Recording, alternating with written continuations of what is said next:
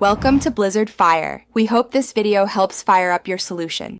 In this video, I will show how to join a Blox fruit trading Discord server. Open Discord and sign in, then paste a valid invite link or search public servers to find trading communities.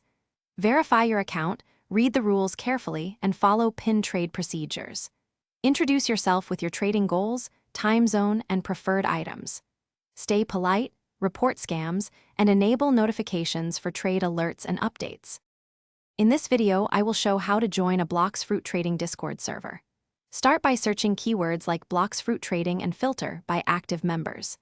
Inspect server channels, pinned messages, and recent trade posts to gauge activity. Verify that moderators are present and bots handle roles or verification.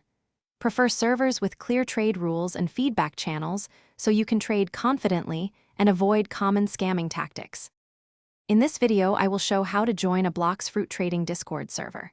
Quick recommendation: upgrade your clean game with the Shark AI Ultra Robot Vacuum, which responds to voice control and keeps your room tidy while you focus on trading. It's a fun way to stay hands-free and keep snacks off your keyboard during long sessions. If you're finding this video helpful, please subscribe and like. Check the description for the link and other deals. Now let's get back to the video. In this video, I will show how to join a Blox fruit trading Discord server.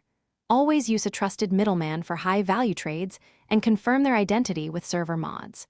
Never accept DMs offering deals without cross-checking the posted trade and user history.